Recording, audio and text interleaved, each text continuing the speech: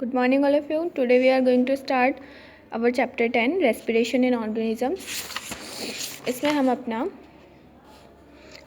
यहाँ तक topic complete कर चुके थे कि लंग्स कैसे वर्क करता है. अब हम करेंगे व्हाट मेक अस ब्रीथ. ठीक है. We have just learned that when we place our hand on our chest, we find that our chest rises and falls as we breathe in and out. How did this happen? तो हम इसमें ये देखेंगे कि हमने ये पढ़ा है कि जब हम क्या करते हैं, जब हम अपने हाथ को अपने चेस्ट पे रखेंगे आप, तो आपको पता चलेगा कि आपका चेस्ट क्या हो रहा है, राइज हो रहा है, उठ रहा है, तो कभी फॉल हो रहा है, नीचे की तरफ जा रहा है. ऐसा क्यों होता है?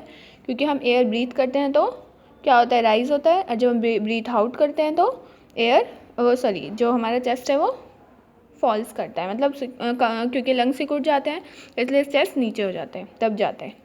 तो ये होता कैसे है ये हम पढ़ेंगे इसमें. Breathing takes place with the help of intercostal muscles between the ribs and the diaphragm. जो ब्रीथिंग है वो कैसे होता है, जो इंटरकोस्टल मसल्स होते हैं, इंटरकोस्टल मसल्स की वजह से ब्रीथिंग हो पाती है, जो कि रिब्स और डायफ्राम के बीच में प्रेजेंट होता है. During inhalation when we breathe in the intercostal muscle contract. Inhalation में क्या होता है, जब हम ब्रीथ करते हैं, सांस लेते हैं, तो जो इंटरकोस्टल मसल है वो क्या होता है, कॉन्ट्रैक्ट होता है. Two things happen at the same time.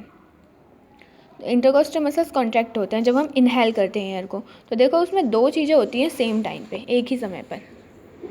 देखते हैं कौन सी दो चीज़ें. पहला है the ribs are pushed upwards and outwards. जो रिब्स हैं वो अपवर्ड्स ऊपर की तरफ पुश होंगे और बाहर निकल जाएंगे आउटवर्ड्स.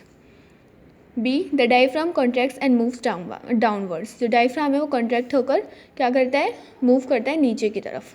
जो डायफ्राम है वो कॉन्ट्रैक्ट हो जाता है और नीचे की तरफ मूव कर जाता है. ठीक है. The upward and outward movement of the ribs and the downward movement of the diaphragm increases the space in the chest cavity. ये जो रिब्स का क्या है, अपवर्ड और आउटवर्ड मूवमेंट है, और जब डायफ्राम का कॉन्ट्रैक्ट होना और डाउनवर्ड मूवमेंट है, ये क्या करता है, चेस्ट में कैविटी को, चेस्ट में स्पेस को बढ़ाता है. Cavity means space. The chest cavity becomes larger and the air rushes into the lungs. Chest cavity क्या होती है, बढ़ जाती है, और जिससे एयर अंदर लंग्स में आराम से जा पाता है. The lungs get filled up with air and expand. और लंग्स क्या करते हैं, एयर से फिल हो जाते हैं और वो क्या हो जाते हैं, फैल जाते हैं, एक्सपेंड करते हैं. देखिए diaphragm contracts and moves downwards. Inhalation में देखो रिब्स मूव अपवर्ड्स, रिब्स ऊपर की तरफ आ गए, एंड आउटवर्ड्स. ठीक है, ऊपर की तरफ मूव कर रहे हैं और बाहर इधर की तरफ निकल रहे हैं, हमारी तरफ मीन्स. और रिब केज देखिए, इसको पूरे को रिब केज बोला जाता है. और नीचे देखिए लंग्स हैं.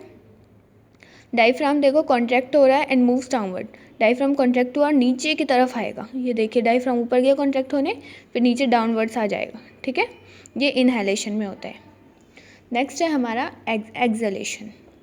एक्सहेलेशन में क्या होता है, during exhalation when we breathe out the intercostal muscles relax. जब हम ब्रीथ आउट करते हैं तो जो हमारे इंटरकोस्टल मसल्स हैं वो रिलैक्स करते हैं. तो इसमें भी एक समय में दो चीज़ें होती हैं. पहला the ribs move downwards and inwards. जो रिब्स हैं वो नीचे की तरफ जाते हैं, मतलब नीचे होने लग जाते हैं, और इनवर्ड्स अंदर की तरफ चले जाते हैं. The diaphragm relaxes and moves upwards to its original position. Diaphragm क्या करता है, रिलैक्स कर देता है, और जो डायफ्राम है वो ऊपर की तरफ मूव कर जाता है. देखिए इसमें मूव कर रखा है ऊपर की तरफ. The downward and inward movement of the ribs and the upward movement of the diaphragm decreases the space in the chest cavity. ये जो मूवमेंट है रिब का डाउनवर्ड और इनवर्ड, डायफ्राम का रिलैक्स होना और अपवर्ड मूव करना, इसकी वजह से चेस्ट में जो स्पेस है वो कम हो जाता है. The chest cavity become smaller and the air rushes out of the lungs. Chest cavity छोटी हो जाती है और जो एयर होती है लंग्स में फिर वो बाहर चली जाती है. The lungs get emptied and contract. और लंग्स क्या होते हैं, कॉन्ट्रैक्ट हो जाती है और एम्प्टी हो जाती है, खाली हो जाती है. तो चलिए आगे हम नेक्स्ट क्लास में करेंगे. Thank you all of you for listening me.